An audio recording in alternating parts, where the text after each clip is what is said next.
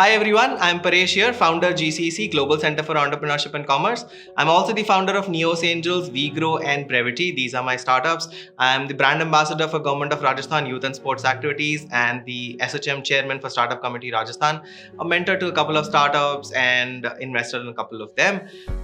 Interesting stories here. Probably I'm going to share them today. So let's see. I hope you enjoy these stories. My story starts with a very small town in Rajasthan, which is Kishangarh, and वहाँ पर कोई भी English में बात करने की भी नहीं सोचता है. So I come from that small location.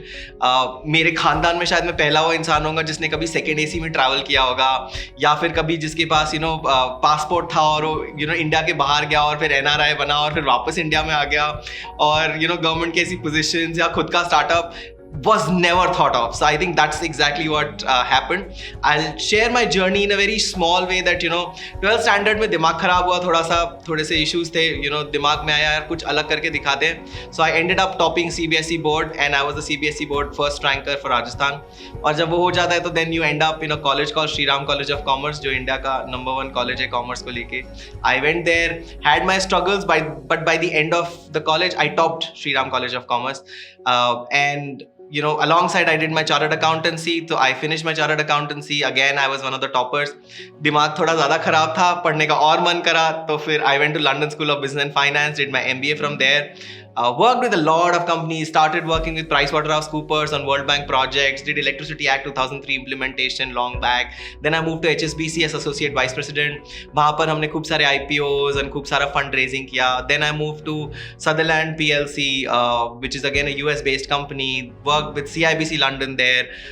Then I moved to Bahrain, Keypoint Bahrain, which is an offshoot of EY, and worked there. And then, as destiny would have it, कुछ तो दिमाग खराब हुआ. I landed back in India.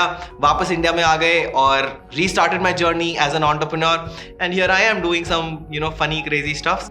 So सबसे funny बात ये कि मुझे कभी खुद को realize नहीं होता कि GCC जैसा एक institution exist करेगा और मैं education और academics में होऊंगा. मतलब मैं जब young था, topper था, तो मुझे लगता था academics वो करते हैं जो कोई कुछ नहीं करते हैं. मतलब कोई भी टॉपर लिटरली आपको अकेडमिक्स में जाते हुए नहीं दिखेगा, बट मुझे लगता है कि that is the problem in the entire education system.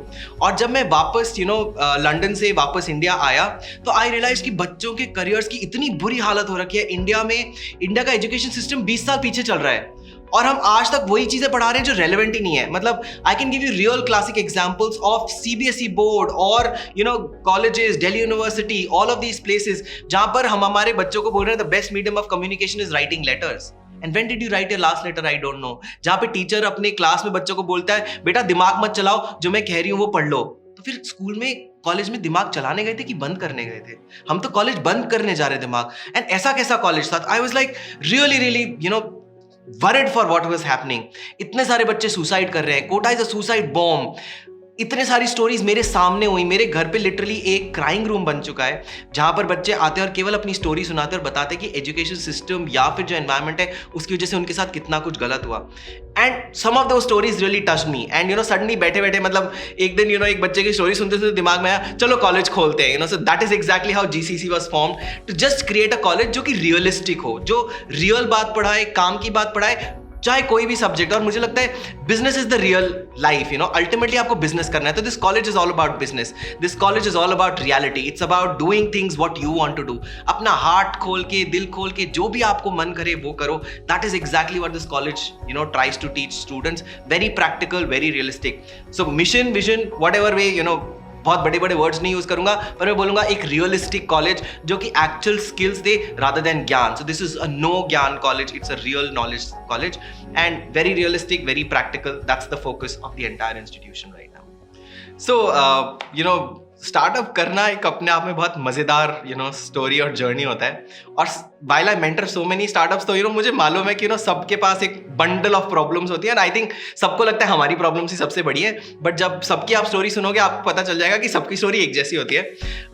मेरी स्टोरीज भी कुछ ऐसी है. And the most difficult part for a topper, for an investment banker, for somebody who's doing a great job is public acceptance, कि आप वापस आकर के पब्लिकली बोल रहे हो कि मैं तो कुछ नहीं करूंगा, मैं तो स्टार्टअप करना चाहता हूं, मेरा दिमाग खराब हो गया है. So I think that was the biggest problem and the biggest challenge, कि आप अच्छी खासी फैट पेइंग जॉब को छोड़ करके आते हो, आप इंडिया में आकर के बोलते हो मैं स्टार्टअप करने वाला हूं, this is exactly what you want to do, and people are around you are telling me What are you doing? You are a crazy fellow. Why the hell are you doing it? तुम ये सब क्यों कर रहे हो? तुम्हारा दिमाग खराब हो गया है. Suddenly आप लॉस करते हो. I ended up making a loss in my first business venture. तो और दिमाग खराब हुआ. I was medically unwell that point of time. तो ये सारी problems आती हैं, and I think the only thing which kept me going was consistency and perseverance and patience. कि यार ठीक है, एक दिन जरूर देखा जाएगा, बीच में छोड़ के नहीं भागेंगे, एंड अभी तक जो किया है वो ऐसे ही किया है. सो this is the biggest hurdle, public opinion. और आज तक मैं जानता हूं कि the more you grow, the more people look at you, and the more people look at you, the more people will bitch behind you. तो आपके आगे पीछे जितना पब्लिकली नोन होते जाते हो, उतना लोग आपके पीछे आगे पीछे कुछ भी बात करते हैं. कभी कभी तो मुझे हैरानी होती है, मेरी स्टोरी किसी और की स्टोरी है, मुझसे आके पूछ लो मेरी स्टोरी क्या है. So I think that is the biggest problem, public opinion, लोगों का peer pressure. And I think ये सारे स्टार्टअप्स, बल्कि किसी भी इंसान को जो लाइफ में कुछ भी अलग कर रहा है ना, उसको डेफिनेटली फेस करना पड़ेगा. And I think this is the biggest hurdle which I face. बाकी सब हर्डल्स ठीक है. आई थिंक फाइनेंशियल प्रॉब्लम्स सबको आती है, हर स्टार्टअप को आती है, आनी चाहिए. एंड आई एम ग्लैड कि आपको प्रॉब्लम आ रही है या मेरे को प्रॉब्लम आई. किसी को भी अगर कभी स्टार्टअप करना है तो you should definitely be ready for these financial problems, right. It is going to be a great journey कि आप, एंड मेरे साथ तो डेफिनेटली ऐसा हुआ कि फ्रॉम अ पर्सन जो कि हर महीने सोचता था कौन से कंट्री में जाके छुट्टी मनानी है, सडनली यहां करके मुझे लगा यार अहमदाबाद में छुट्टी मनाने के पैसे नहीं है, because I burned my money into my startup and business and all other activities. तो वो जो एक फाइनेंशियल ड्रेन हुआ, सडनली डिप हुआ, डिफिकल्ट था. Again restarted the whole journey, rethought ये करते हैं वो करते हैं, started with traditional businesses again, agriculture business, real estate business, ये सारे बिजनेसेस से पैसा कमाना शुरू किया. I started building that entire thing again, and then rest is history. So I think मजेदार बात यह है कि आप फाइनेंशियल डिफिकल्टीज को पेशेंटली हैंडल करो, लॉजिकली हैंडल करो. Thankfully I am a chartered accountant, तो पैसा संभालना आता था. It help, and I think that was the biggest thing which happened to me. So that was difficulty number 2. बाकी सब डिफिकल्टीज, मार्केट करना, फर्स्ट कस्टमर लाना, कोई भी बिजनेस करते हो आप तो MVP होना, सही प्रोडक्ट का डिसीजन लेना, सही चीज डिसाइड करना, उसमें गलतियां करना, उन गलतियों से सीखना, are classic problems. And I don't want to go around telling ये हुआ बिकॉज ये सबके साथ होता है. मजेदार बहुत रहा. मुझे तो लगता है कि डिफिकल्टीज आती रहनी चाहिए, बिकॉज जब तक ये डिफिकल्टीज आ रही है तब तक स्टार्टअप में मजा है, नहीं तो स्टार्टअप करने का मजा ही क्या है. सो किसी भी अच्छे स्टार्टअप को करने के लिए 2-3 चीजें बहुत जरूरी हैं, एंड आई थिंक सबसे इंपॉर्टेंट है फेलियर. सो मैं आपको विश करता हूं खूब सारा failure. That's my wish for you. आप जितना फेल करेंगे आप उतना सक्सेसफुल होंगे. एंड स्टार्ट सिलिकॉन वैली की टैगलाइन है बहुत clearly, fail fast and fail often, right. तो आप जितना फेल करेंगे आप उतने सक्सेसफुल होंगे. Failure is not a bad thing. ये हमारी सोसाइटी में बेमतलब का टैबू है कि तुम फेल हो गए तो क्या हुआ. फेल होकर के आप सक्सेसफुल बनोगे तब आपकी एक स्टोरी होगी, तब आप भी मेरे जैसे इंटरव्यू दे रहे होगे. And I think that is the biggest difference. Fail and fail. आज अगर मेरे 4-5 स्टार्टअप्स एग्जिस्ट करते हैं तो उनके पीछे 25 स्टार्टअप्स फेल भी हुए हैं. एंड आई थिंक हर एक एक्टिविटी जो मैं आज करता हूं उसके पीछे 25 बार फेलियर्स होते हैं. We should not be worried about failures. Number 1. Number 2, be consistent and be ready to learn. हम ना बहुत ज़्यादा arrogant हो जाते हैं कि हम जो कर रहे हैं वही सही है. वो हमेशा सही नहीं होता है. आप सुनो और सुनो सबकी, करो मन की, राइट. सुनिए, समझिए, keep your eyes and ears open, mouth shut. Then do your work, and then there will be a time जब आप actually बोल रहे होगे, और जब आप बोलोगे तब सब सुनेंगे. And I think that is what you have to reach. तो आप थोड़ा consistently, patiently चीज़ों को follow करिए, learn करिए. Learning is very very important. Constantly be updated, constantly upgrade yourself. Constantly लोगों को ऑब्जर्व करते रहिए. और अपने आसपास की चीजों को ऑब्जर्व करना बहुत इंपॉर्टेंट है, माइन्यूट से माइन्यूट चीजें.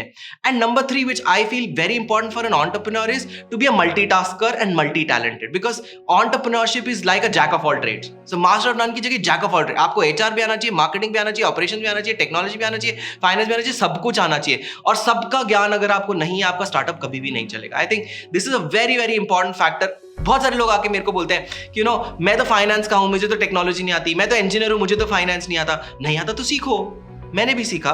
Why can't you do it, right? So मेरे लिए मुझे लगता है कि एक multitasking ability is very very important, and because this college is all about teaching entrepreneurship, so मुझे लगता है कि I can always share those stories with you guys, and that will be super interesting. So here are my 2 cents on this. So India के ना 2 states हैं, राजस्थान और गुजरात. जो they are known for creating entrepreneurs. और you know I have worked in all the states, in fact I have worked across India and internationally. तो मैं classic चीजें बता सकता हूँ कि यू नो राजस्थानीज और गुजरातीज की कुछ स्पेसिफिक ट्रेट्स होती है. And I feel now today so proud of being a Rajasthani, क्योंकि आज की डेट में सबसे मजेदार बात यह है कि फ्लिपकार्ट, ओला, फ्री चार्ज के सारे फाउंडर्स आर टेक्निकली मारवाड़ीज और Gujaratis. In fact they are all Marwari Agarwals. Okay, so if you see, all of them are Agarwal, and I am also an Agarwal, so I feel अरे वाह चलो thank God, you know, अपन सही community में पैदा हो गए तो कम से कम बिजनेस करने का दिल से निकलता है. ऑल्दो मेरी फैमिली में किसी ने यू नो बिजनेस नहीं किया आज तक, और जब मैं फर्स्ट टाइम मैंने बोला बिजनेस करेंगे तो मेरा पूरे खानदान में सब लोग ऐसे यू नो हैरान हो के बोलते भाई तुम तो PhDs और यू नो गवर्नमेंट जॉब वाले लोगों के खानदान में तुम कहाँ बिजनेस करने चल पड़े. बट मारवाड़ीज के खून में यू नो बिजनेस होता है, तो अपन अग्रवाल हैं, and I think that really worked for me. और आप अगर देखोगे इस साल तो सबसे मजेदार बात हुई है, इंडिया में जो 10 यूनिकॉर्न्स बने. In fact we have created so many unicorns. 3 Rajasthan के फाउंडर्स हैं. In fact Razorpay, Groww and Unacademy, and CarDekho is on the line. Then there are others also joining the wagon.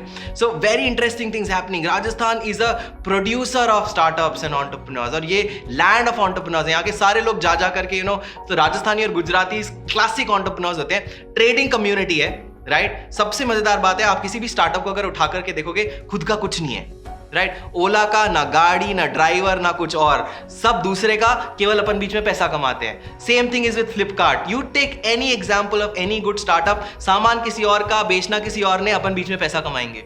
ये एक Marwari classic mentality है. In fact Marwari मैं हैरान होता हूँ, you know, हम एजुकेशन सेक्टर में राजस्थान एक इकलौती ऐसी जगह, शायद गुजरात भी ऐसी जगह होगी, जहां पर बच्चा अपने टीचर से जाके बार्गेन करता है कि सर मैं 5 बच्चे और लाऊंगा, मेरे को कितना डिस्काउंट दोगे. और ये केवल राजस्थान में होता है. So I think very interesting you know thought process is here. ये हमारे जीन्स के अंदर है कि हम बार्गेन करना जानते हैं, और इसी वजह से यू नो हम लोग अच्छा करते हैं. So if you are at all planning to be an entrepreneur, bargaining को हमेशा ध्यान में रखिए, and I hope you will do fantastic. So India के अंदर यू नो बहुत सारे लोग मुझसे पूछते हैं कि नो इंडिया और यूएस के स्टार्टअप्स में क्या फर्क है, क्या डिफरेंस है, पुराने स्टार्टअप्स, नए स्टार्टअप्स. मैं बोलूंगा देखिए, India is a very different nation. India is a economically developing nation, poor nation. Difficulties है यहाँ पर, सोशल सिक्योरिटी की ग्रॉस कमी है. तो अगर आप यूएस में पैदा होते हैं, आपका रहना खाना पीना सिक्योर होता, आप एक्सपेरिमेंट कर सकते हो, आप इनोवेशन कर सकते हो, गवर्नमेंट आपको रिसर्च के लिए भर भर के पैसा देगी. इंडिया में ऐसा कुछ नहीं होने वाला है. इंडिया में आपके हेल्थ का, रहने खाने पीने का कोई गारंटी नहीं है, कोई एम्प्लॉयबिलिटी अलाउंस नहीं है. तो आपको एक सेफ और सिक्योर ऑप्शन सिलेक्ट करना पड़ता है. एंड आई थिंक हमारे कंट्री के बहुत सारे यूथ को हमेशा ये प्रॉब्लम रहता है कि उनके सेफ और सिक्योर ऑप्शन नहीं है. And that is the biggest problem. और दैट्स व्हाई आप देखते हो कि सारे Indian startups are more like a copy paste of US, because वो सारे स्टार्टअप्स इसलिए करते हैं कि उनको लगता है वहां चल गया तो यहां पे भी चल जाएगा. So this is one classic difference between US versus India.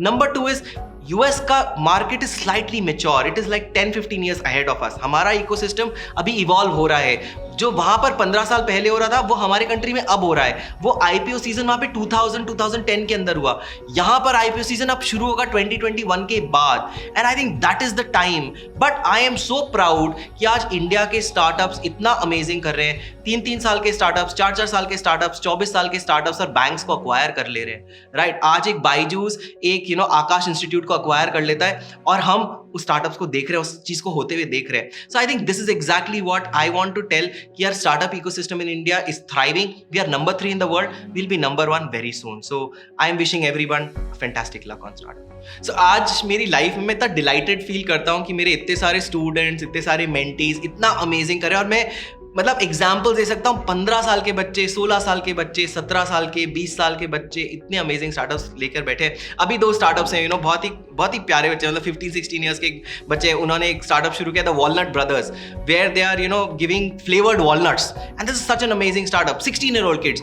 There is another startup called Stintern, जो कि स्कूल के बच्चों की इंटर्नशिप लगवा रहे हैं. 15 साल के बच्चे हैं. And I have seen Harshvardhan Singh Zala pitching in front of me, and उसके बाद उसको प्राइम मिनिस्टर ने 5 करोड़ का ड्रोन बनाने का you know project offer किया. Again he was mere 14 when he pitched in front of me. In our college I can give examples of a startup called News, जो meme based news कर रहे हैं. तो मतलब comic news है, Bubble Bliss by you know Mahima. Again very innovative design. मिट्टी hub, मिट्टी के बर्तनों को एक नया शेप, एक नया थॉट प्रोसेस उन्होंने दे दिया. So many amazing startups. Artistic you, जो आर्टिस्ट का प्लेटफॉर्म बना के आर्टिस्ट को प्रमोट करके उनका पूरा पोर्टफोलियो मैनेज करते हैं. So many great startups are coming up and I think this is the age जब आप यंग हो, अपनी जिंदगी को अलग तरह से जीने की कोशिश करिए. You have no liability, you have no responsibility.